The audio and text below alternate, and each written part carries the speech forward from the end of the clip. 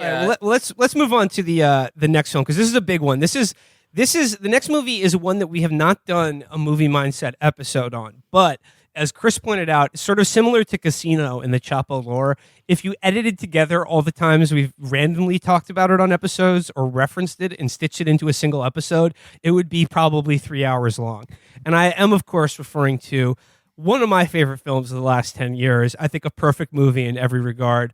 Den of Thieves. Yes, sir. Den IQ of classic. fucking Yes. Thieves. Classic. It's my a low God. IQ classic, but it is a perfect movie, and by that I mean it's exactly what I want from movies. In that it is like just it has that dumb guy energy. It's dumb enough to be fun, but like with the performances, the direction, like the execution of it, like so much better than just a dumb guy movie. It's like it is heat for the Monster Energy drinking set. Yeah. But like I like that. I do not see that. Do you know what denigrate it? Do you know what I realized it in was? any way? What I loved about it is that Den of Thieves is, to me, a cross between Heat and Mitchell with Joe Don Baker.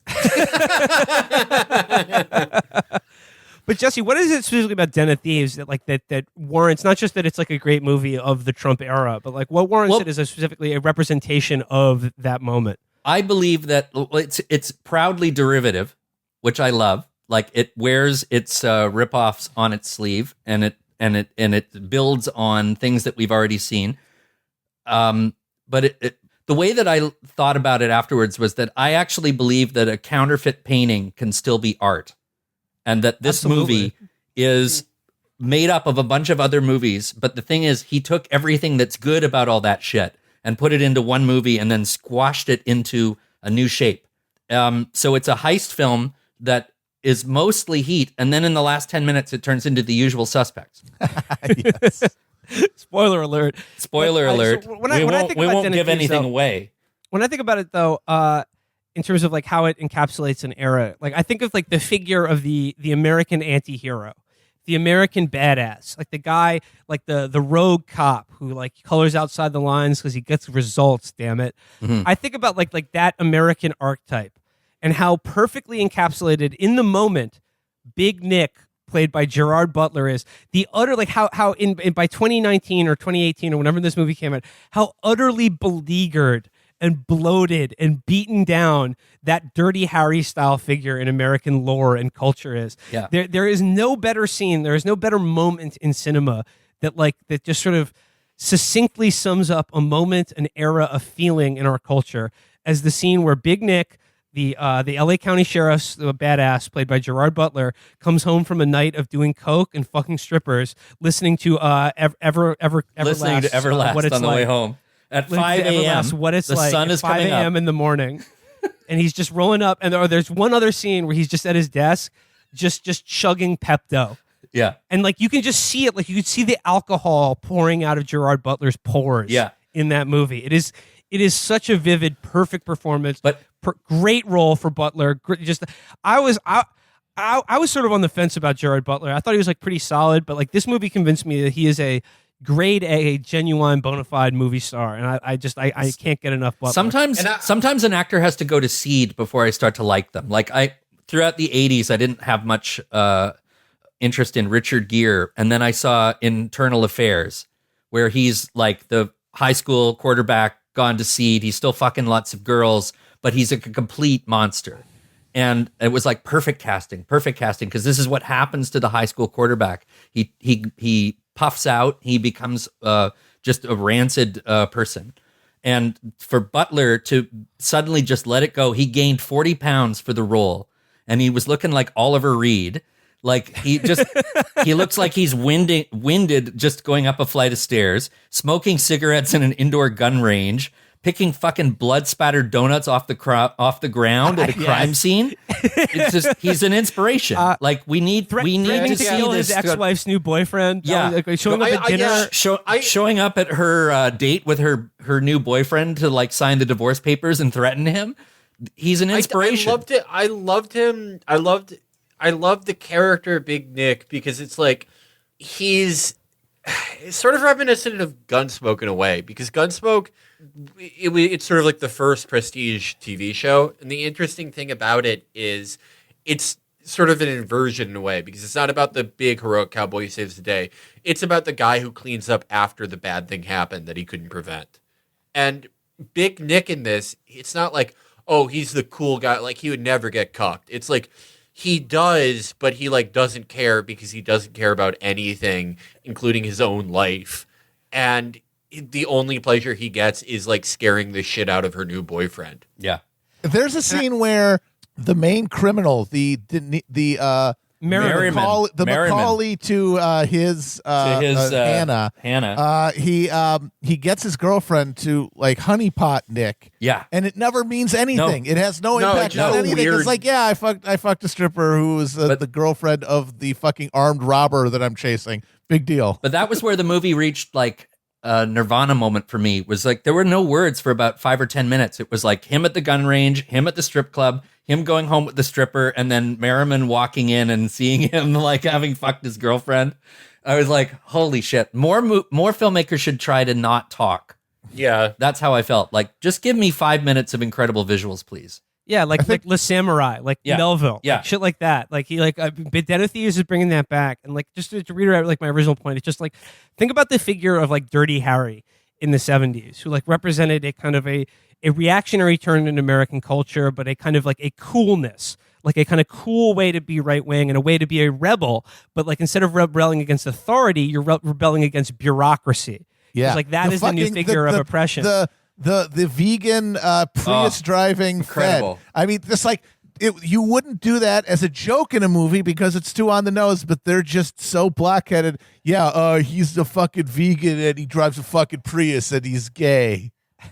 but in Den of Thieves, it's like you take that character and filter him through 40 years of just American decadence and decline, and there's not even a bureaucracy to rebel against. There's just sort of it's just an annoying guy. One just guy an who's Yeah, because like he's never Just a no one gross restrains asshole. him. He's not thrown off the case. He sees no obstacles. He just has to deal with a nerd, and that's it. That's his grievance. But like I remember seeing ads for Den of Thieves on like the subway, and I was thinking like, wow, a fucking action movie with Gerard Butler and 50 Cent. Oh, this is gonna be good. And then when I saw it, I was like, I'm blown away by it. Blown away. Yeah. It's a perfect film. No, I had a huge smile on my face. I think I started levitating off the couch after the Benihana scene. Can we talk about that? Yes. So good. That was so good. My favorite scene in the movie because Big Nick goes over to the crew to fucking like get in their head, and Butler is like, yeah, you at the Paulie at Long Beach. Hey, we played you. Like he's supposed to be another like a Long Beach native, and that is one of the things that makes Butler such an alpha is his absolute indifference to not sounding Scottish. Yeah. Yeah, I'm a Long Beach born and bred baby. And every time we played in football, every time we did the caber toss, our team won. And no, he I shows saw up to you at Santa Benihana to Monica. fuck. He shows up to Benihana to fuck with Merriman's crew and be like, I'm on to you guys. Yeah. But he does it by telling them that their high school football team sucked and that Samoans are lazy. Yeah. Yep. And then, but that was part one of me levitating. But where I really started to go like a few feet off the couch was a couple of scenes later when they're in like a fucking men's jobbers store, like old man shirts and shit. And like they have a meeting in there where Ice Cube Jr. goes up to Gerard Butler and his crew and he's like, why did you do that? Like, you could have, I was like, what? Why? Just the fact that the director, who by the way is the son of Victor Newman from The Young and the Restless, Really? who has a cameo. Yeah, he's the owner of the German bar is Victor Newman. Oh, right. So it's like just these incongruous, like scuzzy locations. Like, because the thing about LA is it's actually a very ugly and scuzzy city. Yeah, it is. And for this guy to be like embracing that. By day, it's hideous. Yeah. By night, it's magical. That to me is the real genius of Los Angeles as a city. Yeah. But he was choosing very unusual places and interiors to stage scenes in, like having this high school football cock, showing each other their cocks in a Benihana. Yeah, no, you're right, because it's a very LA movie, but it doesn't look like the stereotypical like LA film. Like it doesn't include like the locations and the shit that like people normally associate with LA, which is like the Hollywood Hills or Santa Monica or something. It's the really seedy, like blasted, like Southern California fucking like desert shithole. L.A. The city There's of one last industry. scene. Yeah. Yeah, one last scene from this was my levitation moment in Den of Thieves, where I was just like, my grin took me off the couch. There's a scene where 50 Cent's daughter's prom date shows up at his Yeah. house to go. He's coming to court, and he's got his bouquet of flowers, and he's getting ready to take his girl to the big dance, and he's meeting the dad for the first time, and it's like, okay, well, if your dad is 50 Cent, it's like it's already pretty fucking. You're already pretty shook. So then, he's just like, all right, let me holler at you for a second. And he's just takes him aside and pulls him into his garage that he's converted into a gym. And it's this 16-year-old kid he takes into a garage with, I would say, no fewer than a dozen Samoan guys who are all shirtless and fucking sweating and screaming. And then he just gives him the prom dad speech in a room full of fucking Pablo Schreiber and 20 Samoan guys. Yeah, it looks and just just puts San the fear Quentin. of God into this little bastard. It's like he's got San Quentin loaded up in his garage, all these guys who are just murder on two legs. It's so good. But the other thing is, I sent it to you right after because there was that incredible Marky Mark video where he was in the garage talking about. Somebody came back. Oh, it was Post Malone's plane almost crashed. Yeah, and he Post was Malone's just plane almost crashed, but it was Marky Mark did this video where he was paying tribute to Post Malone and so glad that he was alive, but it just looked like that scene from Den of Thieves. yeah. Marky Mark has a Den of Thieves garage, a home workout garage, and I love the movie. It's about the armed robbery crew, of course. They've all done serious stretches, and Chico, Sam Quentin, Lompoc, and then they get out of jail, and then they just turn their garage into a prison. They're yeah, this is what we like. I'm never leaving jail. This is awesome. But Get to hang out with my friends and work out all day. There Fucking are rules. guys who just like being in jail. Yeah, they when they get out, they just turn their life back into jail. Yeah. But the director Christian Petzold, the German director who made Transit, he put Den of Thieves on his top 10 of the decade list, and I was so impressed. Agree. Yeah, it was he gave me the permission to put it on mine. But yeah, and in Germany it was called Criminal Squad.